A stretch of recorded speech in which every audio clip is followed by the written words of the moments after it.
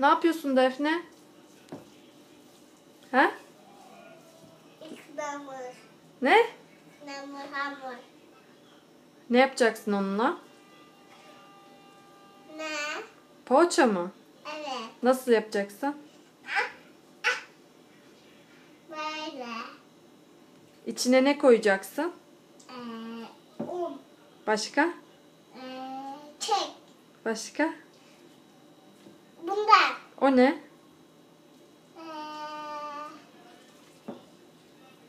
Ceviz. Başka? Ceviz koyacağım, ondan koyacağım. Su koyacağım. Peki bana bir şarkı söyle. Na na na na na na na na na na na. Na na na na na na na na. Hey! Peki bir de Atatürk ölmediği söyle. Atatürk ölmüş, yüreğim acıyor. Atatürk ölmüş, yüreğim katıyor. Atam tam doğma bahçede. Doktor kalksana, lambaları yaksana. Tam doğma bahçede. Aferin. Bunları nereden öğrendin? Nurcan öğretmen. Nurcan öğretmeninden. Seviyor musun okulunu? Bir de okulumu çok özlerim şarkısını söyler misin? Okulumu pek çok küçük severim. Harikalarım ya hemen özlerim. Evet. Okumayı yazmayı Hı. öğretir bana.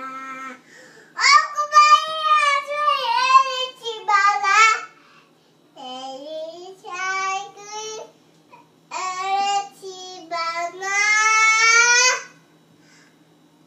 Aferin. Aferin Defne'ye. Peki Defne bu poğaça pişince yiyecek misin? Evet. Ben pişireceğim. Nasıl? Piş. Böyle. Önce böyle yapacağım. Sonra pişecek. Hmm.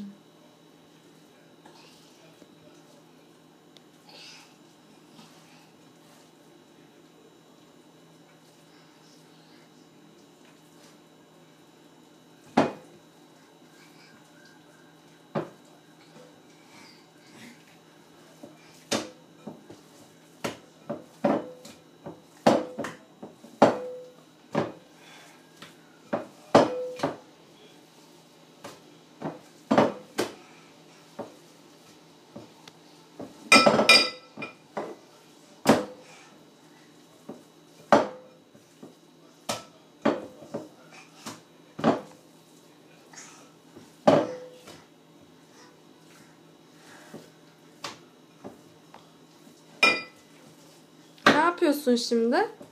Şimdi bir poğaça yapıyorum. Yoğuruyor musun? Yoruyorum. Yoruldun mu? Ne? Yoruldun mu? Ha. Tamam, devam et o zaman.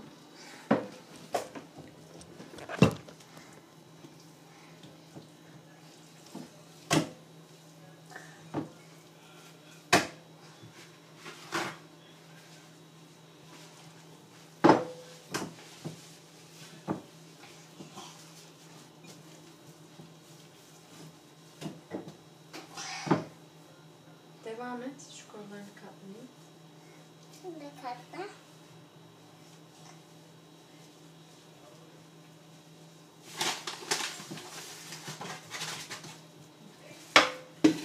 Okulda başka neler yapıyorsun Defne? Hı? Hı? Kimler var okulunda senin? Ha? Kimler var okulunda? Annesi atacağım. Hayır ya. Arkadaşların isimleri nedir? Mama var. Mama var. Başka? O kadar. Seviyor musun arkadaşlarını? Ama bir tane arkadaşı var. Adı ne?